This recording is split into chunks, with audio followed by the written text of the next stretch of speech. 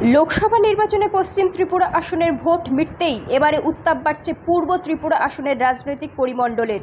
নির্বাচন কমিশনের ঘোষণা অনুযায়ী আগামী 26শে এপ্রিল হবে পূর্ব ত্রিপুরা আসনের জন্য ভোট গ্রহণ। তাই পশ্চিমের ভোটের লড়াই শেষে এবার পূর্বে নজর শাসক বিজেপির। পূর্ব ত্রিপুরার বিজেপি প্রার্থী কীর্তি সিং দেববর্মার সমর্থনে প্রায় প্রতিদিনই সভা সমাবেশ চালিয়ে যাচ্ছে শাসক শিবির। রবিবার প্রার্থীর সমর্থনে ঊনকোটি জেলার ফটিকরায় বিধানসভায় একটি জনসভার আয়োজন করে বিজেপির ফটিকরায় মণ্ডল কমিটি।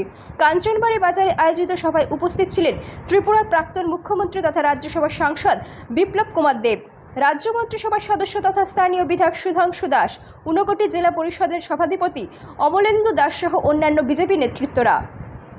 সভায় আলোচনা রাখতে গিয়ে নিজের স্বভাবসিদ্ধ ভঙ্গিমায় বিপ্লব দেব ক্রমাগত বিদলেন রাজ্যের বিরোধী দলগুলোকে।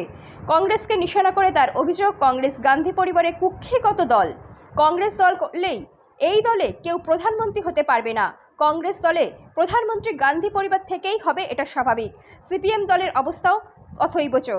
বয়সের ভারে নুজ্জ না হয়ে এই দলের নেতা হওয়া যায় না, বলছেন বিপ্লব দেব। আমি কংগ্রেস করব, আমি দেশের একদিন প্রধানমন্ত্রী আমি করবো না, কবি হতে পারবে না।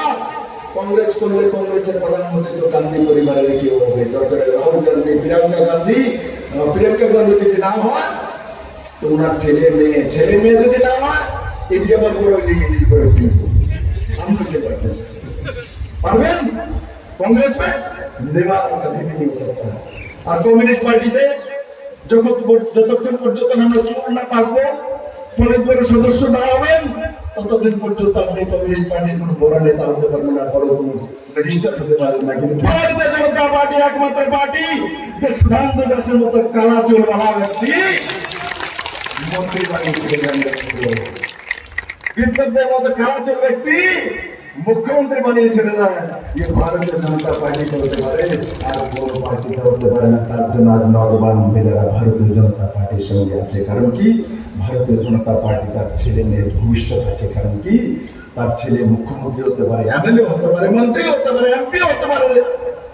কিন্তু কংগ্রেস আর কমিউনিস্টের সম্ভব না বলে ত্রিপুরার মানুষ বুঝে গেছে। তাই আমি ফটিকরায় থেকে বলছি, যারা এখনো কংগ্রেস সিপিএমে আছেন, ছেড়ে দিন সেই পার্টি, কিচ্ছু।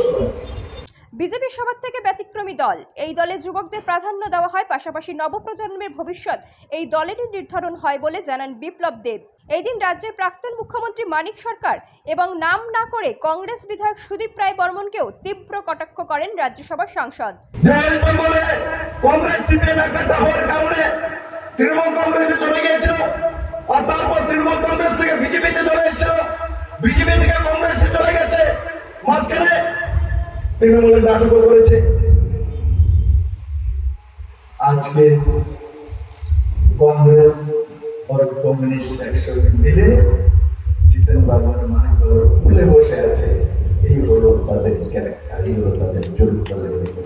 এই দিন বিপ্লব দেব অভিযোগ করেন, বাম আমলে একদলীয় শাসন ব্যবস্থা কায়েম ছিল রাজ্যে।